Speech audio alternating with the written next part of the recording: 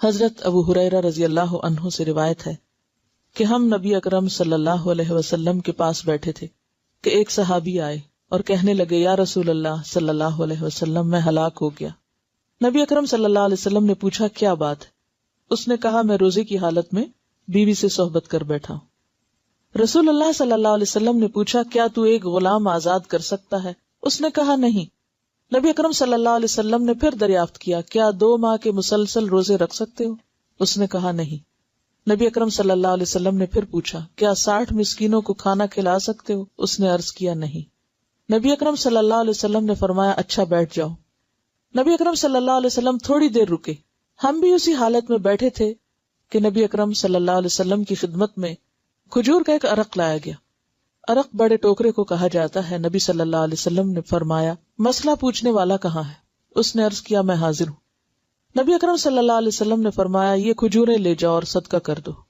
اس نے عرض کیا یا رسول اللہ صلی اللہ علیہ وسلم کیا صدقہ اپنے سے زیادہ محتاج لوگوں کو دوں؟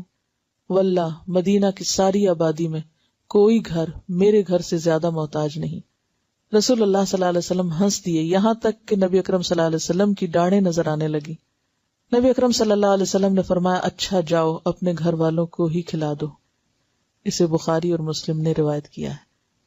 یہ ہے اسلام کا حسن اور اسلام کی رعایت۔ اب اس میں آپ دیکھیے کہ جو بات پتہ چل رہی ہے وہ یہ ہے کہ انسانی کمزوری یا انسانی بھول چوک کی وجہ سے اگر انسان سے ایسا کوئی گناہ ہو جائے تو پھر اس کا کفارہ ادا کرے، اور کفارے میں کیا ہے؟ غلام آزاد۔ اگر غلام نہیں تو پھر اس کے بعد 2 ماہ کے روزے۔ اور اس میں انسان یہ نہیں کہ مستی سے صرف کہ نہیں مجھ سے روزے نہیں رکھے جاتے، نہیں، یہ دیکھا جائے گا کہ اس کی صحت اور اس کی جسمانی حالت کیسی ہے۔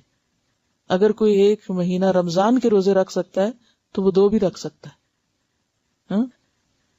تو یعنی جو شخص رمضان کے روزے رکھ لے تو پھر اس کا مطلب یہ ہے کہ وہ اس قابل ہے۔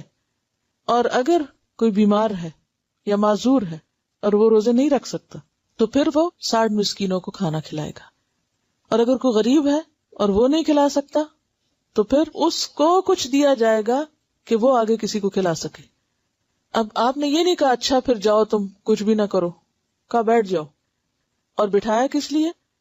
کہ کوئی اس کی مدد کی جائے تاکہ وہ اپنا کفارہ ادا کر سکے، کیونکہ روزے کی عبادت اتنی اہم عبادت ہے کہ یہ نہیں کہ ایسے ہی انسان جان بوجھ کے توڑ دے، اس کو مذاق میں توڑ دے یا کسی وجہ سے یا مستی میں، اور پھر اس کے بعد کہ نہیں وہ تو فلاں صحابی نے ایسا کیا تھا، انہوں نے کچھ بھی نہیں کیا تھا تو میں بھی کچھ نہیں کر۔ نہیں، اس سب کے پیچھے وجہ ہے، کیونکہ انتہائی فقیر شخص تھا، لہٰذا غلام کہاں سے آزاد کرتا؟ کھانے کو نہیں ملتا تھا، اتنا کمزور ہوگا کہ 2 مہینے کے روزے بھی نہیں رکھ سکتا تھا، اور پھر 60 مسکینوں کو کھانا کہاں سے کھلاتا جس کے اپنے گھر کھانا نہیں۔ لیکن پھر ایسے شخص کے لیے کیا کیا جائے کہ دوسرے اس کی مدد کریں تاکہ وہ اپنا کفارہ ادا کرے۔ اور پھر جب کفارہ ادا کرنے کے لیے اس کو مال دیا گیا، کھجوریں دی گئیں، اور اسے کہا گیا کہ اب اس کو غریبوں پہ یا فقیروں پہ تقسیم کرو، تو اتفاق یہ تھا کہ سب سے زیادہ فقیر بھی وہ خود ہی تھا، اس کے گھر والے۔ تو پھر آپ صلی اللہ علیہ وسلم نے اس کے گھر والوں کے لیے ہی وہ کھجوریں، یعنی کفارت اس مرد کو خود دینا تھا نا، فقیر بچے تھے یا گھر والے تھے، تو اس لیے اسی کے گھر والوں کو وہ کفارے کا مال دلوا دیا گیا۔